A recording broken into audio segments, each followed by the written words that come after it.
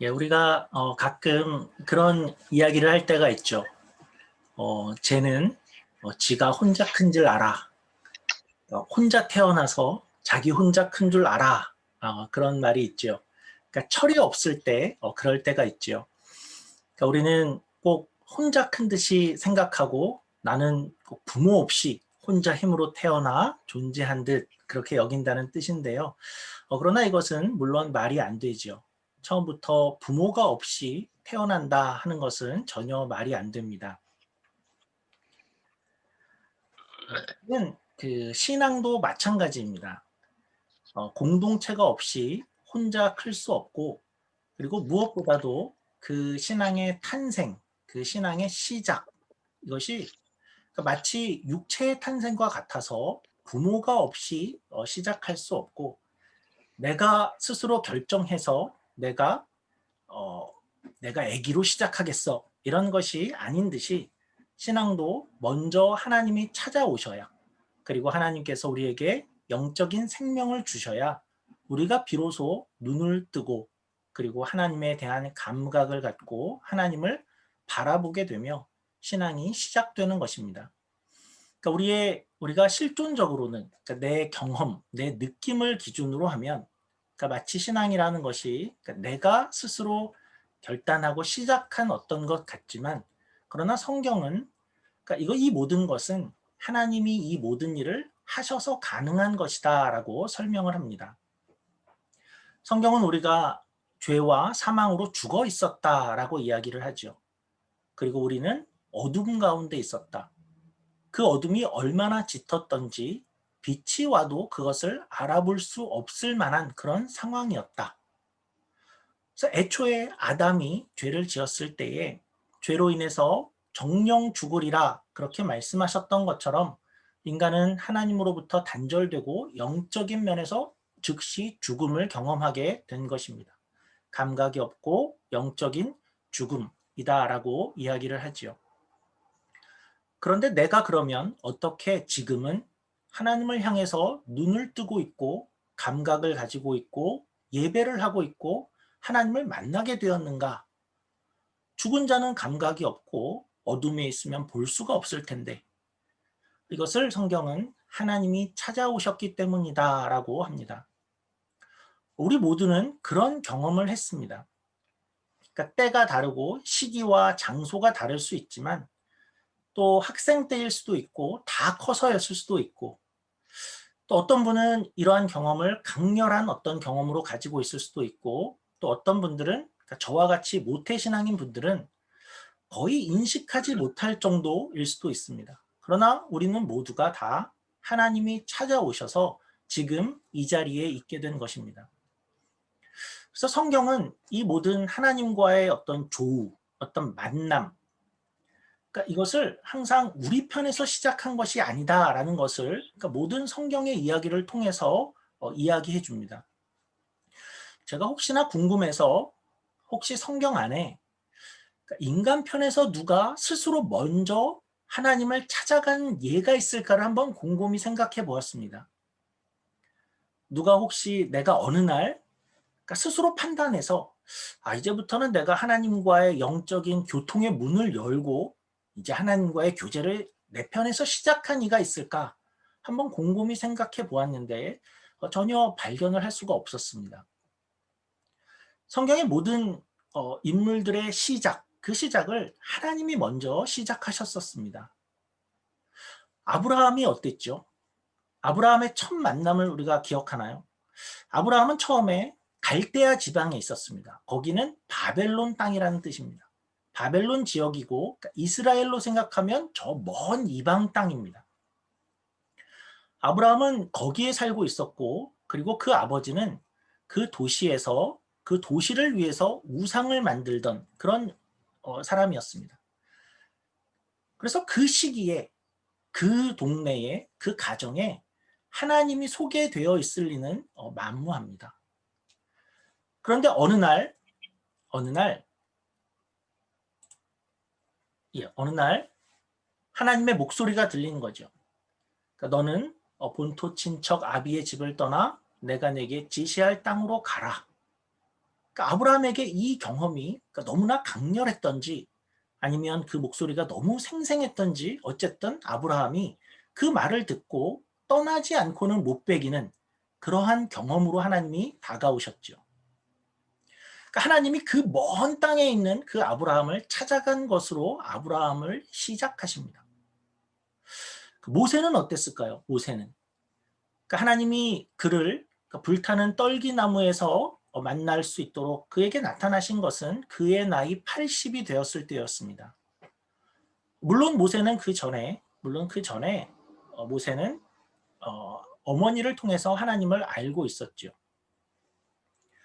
그러나 이 모세의 이야기가 우리에게 보여주는 것은 어떻게 그가 하나님의 사람으로 또 하나님의 사역으로 불려들여졌는지 그 내용을 잘 보여줍니다. 모세는 40세가 될 때까지 애굽의 왕자로 살았죠. 애굽의 왕자로 살았고 그는 혈기를 가지고 하나님 편과 이스라엘 편을 들려고 했었습니다. 그런데 그가 그것을 가지고 할 수 있었던 것은 무엇이었죠? 애굽인 하나를 죽이고 그리고 멀리 도망가는 것밖에 그가 할 수 있는 것이 없었습니다. 그리고 그는 40년을 고독한 광야에서 살게 되죠. 그가 우리가 아는 그 모세로 부름을 받는 것, 그것은 모세가 스스로 하려고 했을 때가 아니라 하나님이 어느 날 친히 모세를 찾아왔을 때였습니다. 비록 이제는 나이가 많은 할아버지의 나이가 되었지만 그의 참된 시작은 하나님 편에서 하나님이 그를 찾아갔을 때라는 것을 모세의 이야기가 잘 보여주지요. 사도 바울이 어땠을까? 사도 바울은 너무나 명확하지요. 사도 바울은 어디에 있었죠? 가장 적극적으로 하나님을 반대하는 그 자리에 있었죠. 기독교인을 잡으러 가는 그 일을 자신의 사명과 업으로 가진 그런 사람이었습니다. 그런데 그가 어떻게 사도 바울이 되었죠? 그가 어느 날 그가 많이 배운 지식들을 총동원해서 그래서 진리를 발견한 것이었을까요? 아니면 자기의 경험들 속에서 삶의 어떤 회의가 다가와서 그랬기 때문일까요? 아니죠. 그의 편에서는 오히려 하나님을 향해서 하나님을 대적하는 최고의 열심을 내고 있을 그럴 때였습니다. 저 멀리 다메섹이라는 이스라엘 국경 밖에 거기에 크리스찬이 있다라는 소리를 듣고 그 소문을 듣고 그를 잡으러 원정을 가고 있었죠. 그러나 그때에 주님이 찾아오시자 바울은 바울이 되고 말았습니다.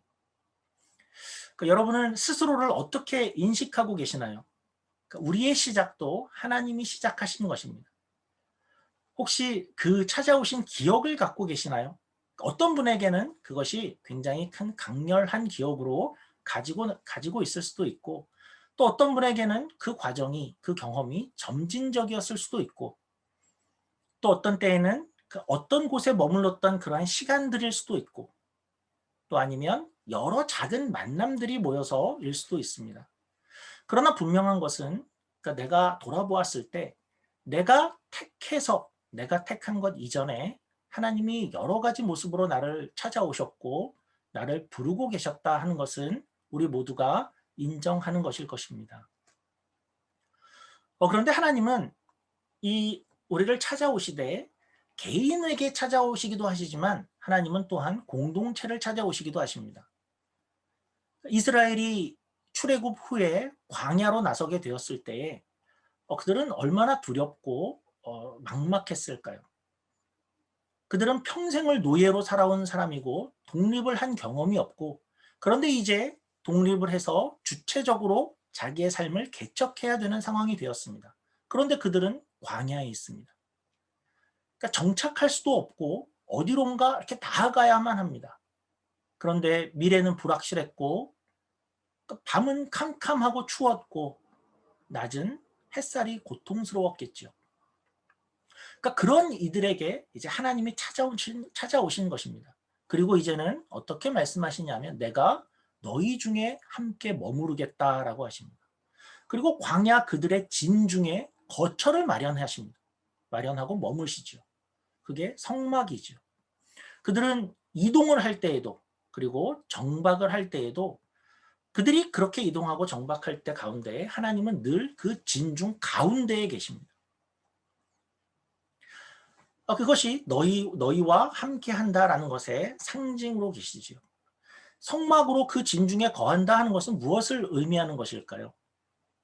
이런 뜻이겠죠.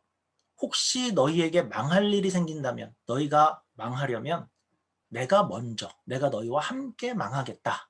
나도 여기 있다. 이런 뜻이죠. 그러니까 이런 열심으로 너희를 보호하고 운명을 같이 하겠다라는 뜻이죠. 이것은 그 성막이 이제 성전이 된 이후에도 그 상징은 여전합니다. 내가 너희 가운데 있겠다라는 상징이죠. 하나님이 거하는 곳이고 너희 공동체 안에 하나님이 여기에 와 있고 함께 있다는 내용입니다. 그리고 이제 시간이 지나서 신약 시대가 되었죠. 신약 시대가 되어 예수님이 오시죠. 예수님이 이 땅에 오신 것의 의미가 무엇인가 할 때에 그 의미를 요한복음은 이렇게 설명을 합니다. 말씀이 육신이 되어 우리 가운데 거하심에 우리가 그의 영광을 보니 아버지 독생자의 영광이요 은혜와 진리가 충만하더라. 그러니까 여기서 거하심에라고 이야기를 하는데 거하심에 그러니까 이 단어가 그러니까 원어로 보면 이 단어가 장막을 친다라는 단어입니다. 그러니까 예수님이 육신이 되어서 우리 가운데 오셔서 그 뜻은 뭐냐면 아예 이제 성막을 치시고 아예 장막을 치시고 여기 거하신다라는 뜻입니다. 이제까지의 내용을 한번 정리해 볼까요? 우리가 발견하는 것은 어떤 것이냐 하면 하나님은 참 변치 않는 어떤 성품과 속성을 갖고 있다라는 것이죠. 하나님은 참 지속적으로 쉬지 않고 열심히 우리를 찾아오신다라는 것입니다. 찾아오시고 함께 하시려고 하신다라는 것이죠. 그러면 찾아오시고 함께 하시는 것은 왜 그렇게 하시는 것일까요? 하나님이 왜 그렇게 하시나요? 찾아오고 함께 하려 한다라는 것을 우리가 좀 다른 식으로 표현할 수 있는 단어가 있을까요?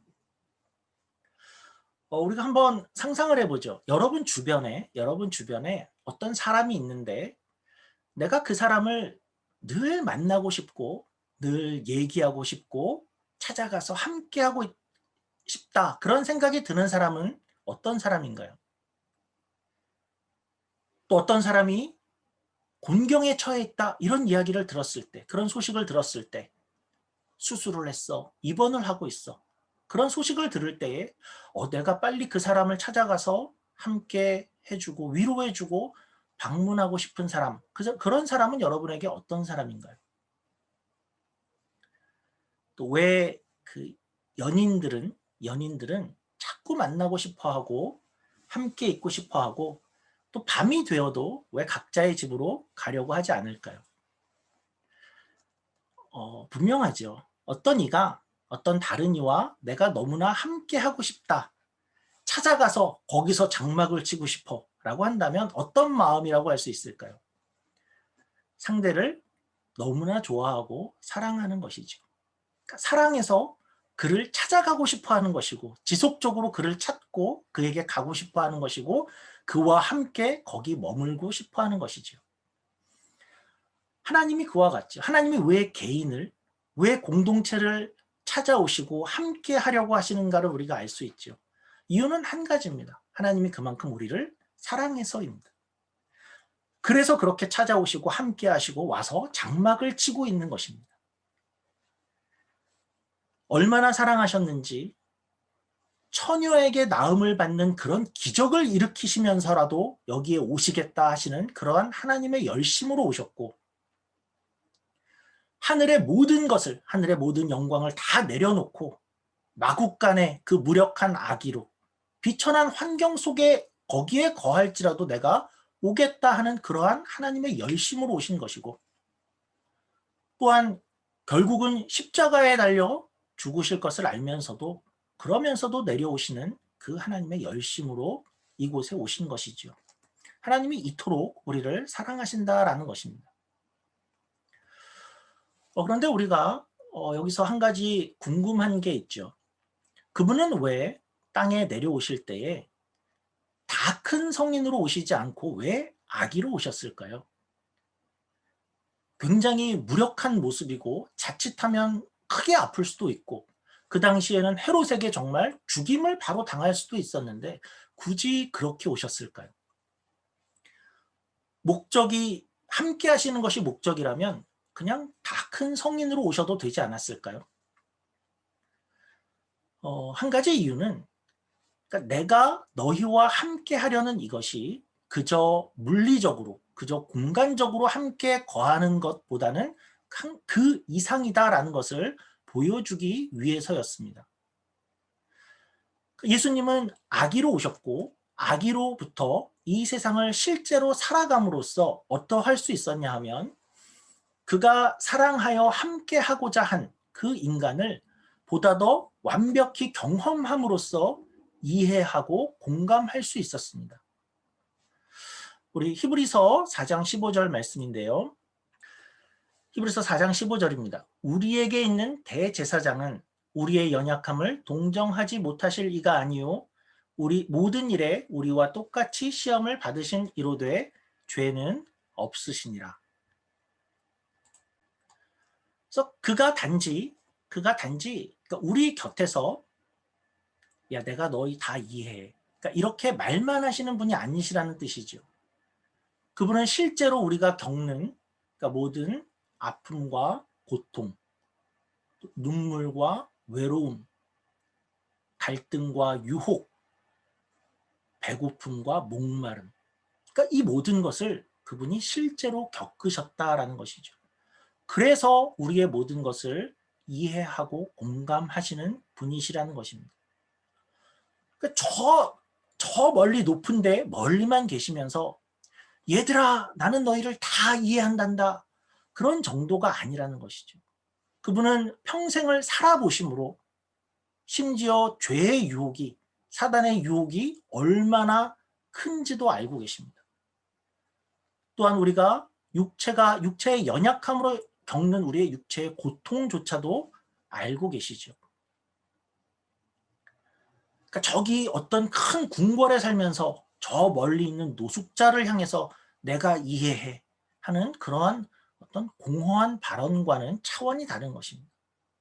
그분은 배신을 알고 억울함을 알고 죽을 만한 고통을 알고 실제 죽음이 무엇인지를 경험해서 몸으로 아시는 분이시죠. 그러한 분이시기에 우리가 어떻게 할 수 있냐 하면 우리가 정말 힘겨울 때 정말 어려울 때 그분이라면 그분께 나아갈 수 있다라고 말씀하는 것입니다. 그분께 의지할 수 있다. 우리를 사랑하시고 우리를 찾아와 함께 하시되 모든 것을 참으로 이해하실 수 있는 분이시기 때문이죠. 히브리서 4장 16절은 이렇게 말씀하죠. 4장 16절입니다. 그러므로 우리는 긍휼하심을 받고 때를 따라 돕는 은혜를 얻기 위하여 은혜의 보좌 앞에 담대히 나아갈 것이라.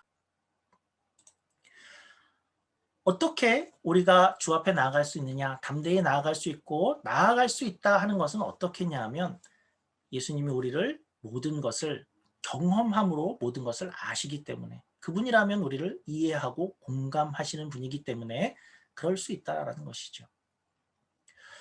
이렇게 하나님의 사랑에는 이해와 공감이라는 것이 전제되어 있습니다. 그런데 하나님은 우리에게 무엇을 또 요청하시냐 하면 이 사랑을 우리도 하기를 요청하시죠.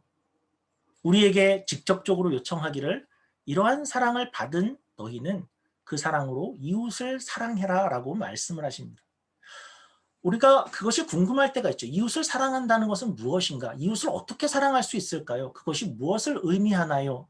좀 구체적이지 않습니다 할 때가 있는데요. 이렇게 하면 될 것 같습니다. 하나님이 우리에게 하신 것을 기억하고 똑같이 하면 될 것 같습니다. 그래서 이웃을 사랑한다는 것은 어떤 것이냐면 첫 번째로는 이웃에게 가까이 가는 것이라고 할 수 있겠죠. 찾아가고 함께 하는 것이겠죠.